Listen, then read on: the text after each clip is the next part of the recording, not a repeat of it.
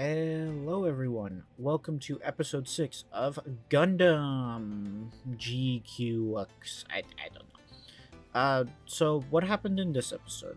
Well, as last episode put it, Amata and Nyan had a fight over their weird new type time space continua.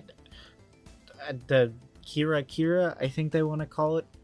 I'm not gonna lie, man. Unfortunately, the anime brain rot has consumed my mind, and whenever you say Kira, you know what I'm already thinking about.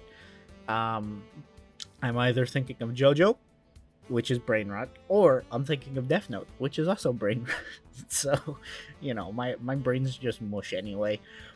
But overall, this episode was fun. And well, no, it wasn't. I'm gonna be real. That's cap.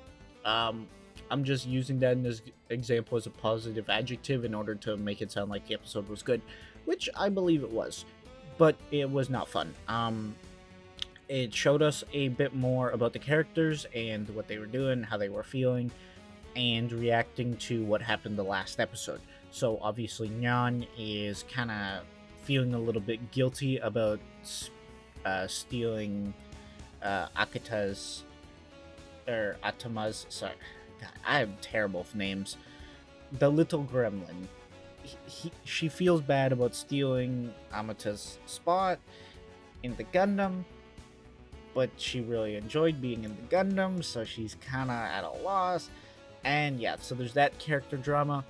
Now, unfortunately, we don't see what happens between the two of them in real time. We do see it, but we see it in the form of a flashback, which happened, so canonically, after that cliffhanger last episode, we don't actually see what happens until, I want to say midway through the episode, in a black and white flashback, oddly enough, and I don't know how to feel about it.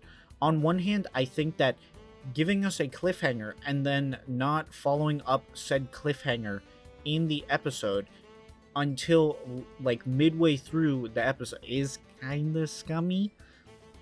But at the same time, well, okay. So Ono has put his fingerprints on this. While he's from what I've heard from you guys and from what I've seen, he wrote the second episode.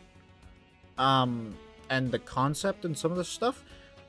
But also keep in mind, one of the directors, I'm pretty sure, of the season also directed the rebuilds and the actual Ava movies, and also even Ava and End of Ava, right? And it is very similar to the thing that happened in episode 2 of Neon Genesis Evangelion, right? Where we get pushed in on a cliffhanger. The cliffhanger doesn't get resolved until midway through the episode. It doesn't resolve it right away, which is I don't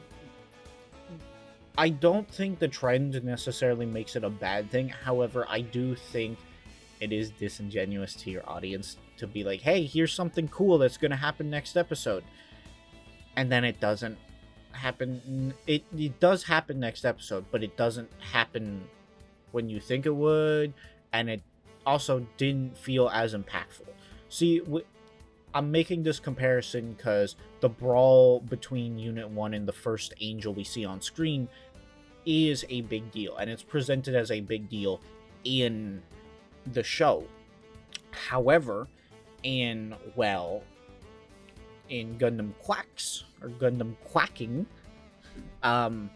it doesn't feel like that big of a deal, where the characters kind of get over it by the end of the episode. And while I do like that from a standpoint of the characters are moving forward and getting better, it kind of felt lackluster because it felt like a flashback. We didn't see it in real time. We didn't see the characters actually getting pissed, being like, hey, you did this thing without me, that is my thing, you basically stole it from me, right? And while it does deliver on the emotional aspects, I think it could have delivered more if it had just done the generic oh, this happened for the cliffhanger, and then next episode you show her yelling and losing her mind, you know?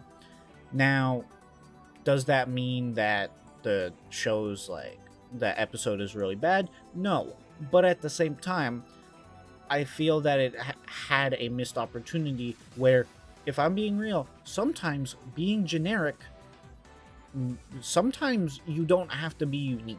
And being generic is the better option. I think if they would have just gone the standard issue, she would have yelled, and then boom, you would have had that raw emotion in that scene. It would have just been over.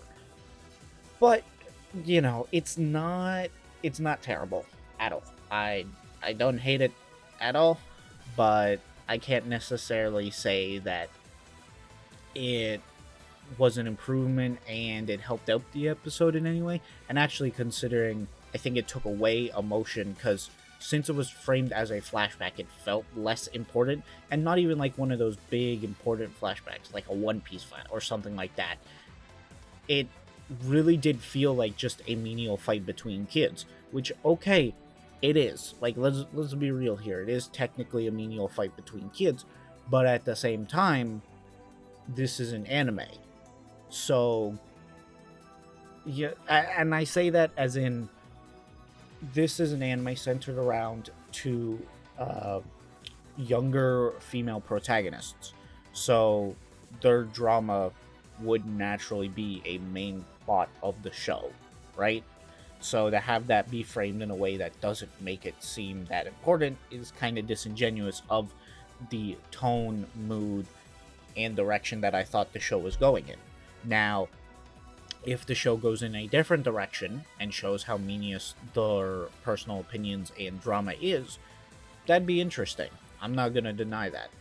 But overall, I wouldn't necessarily say that it delivered full front on the emotional stuff, and it really didn't deliver. It didn't deliver on any action this episode.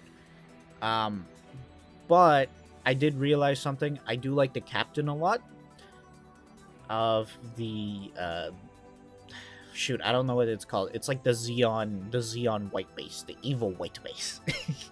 I do like him. I think they're fleshing out his character, making him seem colder and more intelligent, which he was before, don't get me wrong, but this has sort of emphasized those character traits to make him seem, more badass, more intelligent. He is 5 steps ahead, you better watch out. Which, considering I get the feeling that both the Earth Federation and Xeon are most likely going to be the enemies by the end of this show, it's going to be interesting. And yeah, overall, the episode was fine, but I can't. I don't think it properly followed up the good parts of the last episode, which is why I'm probably gonna be forced to give it a 6 out of 10. Anyway, I don't know if this video is gonna get more or less traction, considering I was mostly negative, but hey, you guys are the judges of that. Anywho, I gotta go edit this, so this is Rox signing out.